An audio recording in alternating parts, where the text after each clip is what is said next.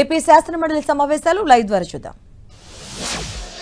We are here to discuss about the DSC.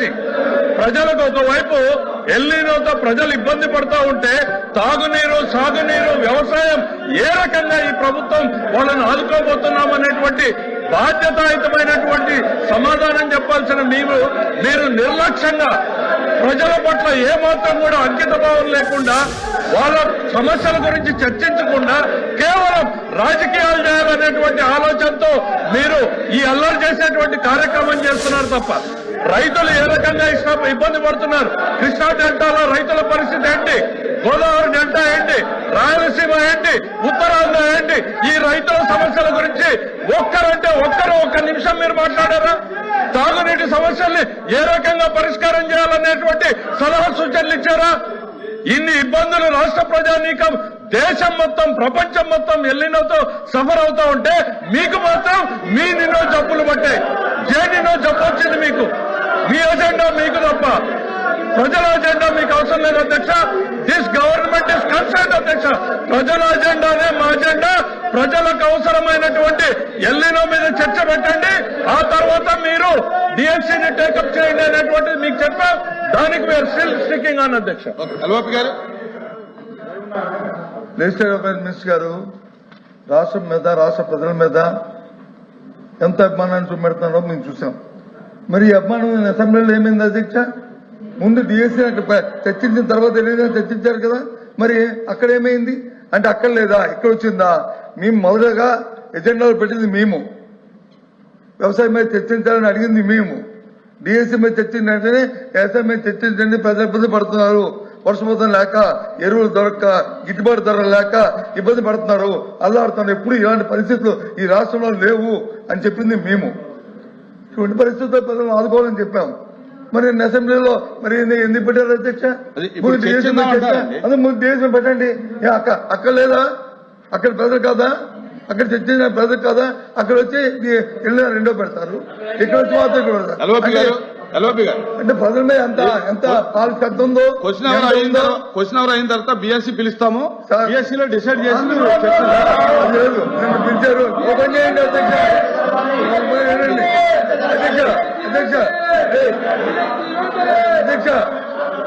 అధ్యక్ష open చేయండి. ఇప్పుడు 4 రోజులు పెట్టే అసెంబ్లీని ఇంకో 2 రోజులు పొడిగించండి, బిఎస్సీలో పొడిగించండి, మాట్లాడుకుందాం. వాళ్ళకి అభిమానం ఉందో, ఎంత ప్రజల మీద మాకుందో అసెంబ్లీ కౌన్సిల్ తెలుసుకుందాం. ఇంకో 2 రోజులు పొడిగించండి. అది బిఎస్సీ 4 రోజులు ఎందుకు పెట్టాలి? అది ఇక్కడ కాదు కదా మనం డిసైడ్ చేసింది, బిఎస్సీలో మాట్లాడు. సరే నేను ఏమి ఇచ్చామో అధ్యక్ష, జీవితంలో ఏ ఉద్యోగం ఇచ్చామో, జీవితంలో ఒక్కసారి డిఎస్సీ ఆయన కూడా మంత్రిగా ఉన్నాడు, డిఎస్సీ గురించి మాట్లాడతారు, మేము వినాలి. వాళ్ళందరూ గౌరవ సభ్యులు పైనకెళ్లి డిఎస్సీ గురించి మాకు చెప్తారు, మేము వినాలి. అరే తెలుగుదేశం అంటేనే డిఎస్సీ 1 కాదు, 2 కాదు, 3 కాదు, 4 కాదు, 14 సార్లు డిఎస్సీ ఇచ్చింది తెలుగుదేశం పార్టీ. మీరేమిచ్చారు? ఒక్కటి కూడా ఇవ్వలేదు. మనుషులకు కాస్త ఆలోచన ఉండాలి అంతే. అరవండి మనం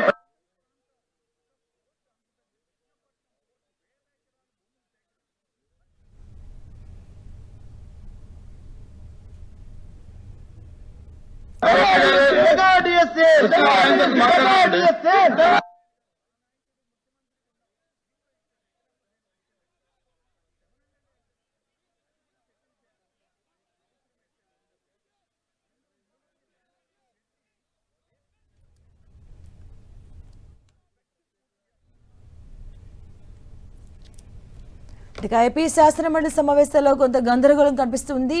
వైసీపీ వాయిదా తీర్మానం ఇవ్వడం జరిగింది. డిఎస్సీకి సంబంధించి కూడా దీన్ని చైర్మన్ తిరస్కరించారు. డిఎస్సీపై చర్చ చేపట్టాలి అంటూ కూడా వైసీపీ పట్టుబడుతుంది.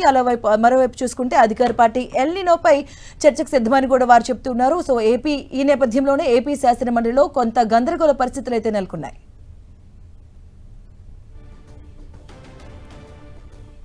అడుగుతానంతామని చెప్పినప్పుడు దయచేసి కొంచెమైనా అర్థం చేసుకుని సహకరించి బీఎస్సీ పిలుస్తా అన్నారు, బీఎస్సీలో చర్చించుకుందాం. ఎందుకు సభని డిస్టర్బ్ చేస్తున్నారు అనేటువంటి నేను అడుగుతా ఉన్నాను.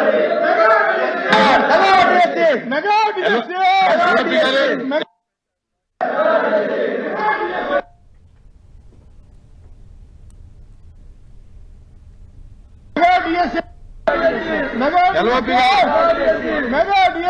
క్వశ్చన్ అవర్ అయిన తర్వాత డిఎస్సి పిలుస్తాము.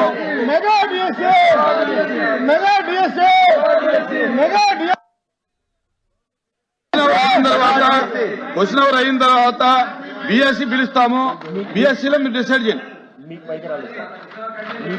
ఎల్ఓపి గారు మైక్ అంటే సో మేము మా పాయింట్ తీసుకో టైం ఫిక్స్ చేయండి, ఇప్పుడే ఫిక్స్ చేయండి టైం. అంతగా డిఎస్ మళ్ళీ బిజినెస్ ఎందుకు ఇప్పుడు చెప్పండి సభలో దయచేసి సభలో టైం టైం అనేది చెప్పండి చెప్పండి అంతే ఏంటిది మెగా డిఎస్ఏ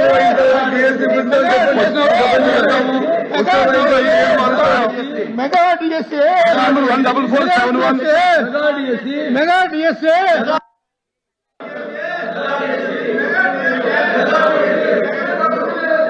ఏ ప్రశ్నకు సార్ ఏ ప్రశ్న లేదండి. ఈ ప్రశ్న గవర్నమెంట్ 95 బక్ చట్టం కింద సెక్షన్ 51(1)(a) ప్రకారం అనుమతి ఇవ్వబడుతుంది.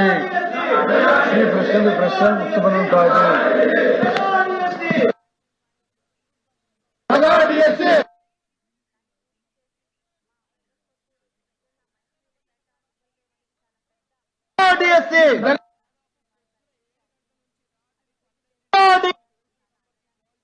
The house is adjourned for 10 minutes.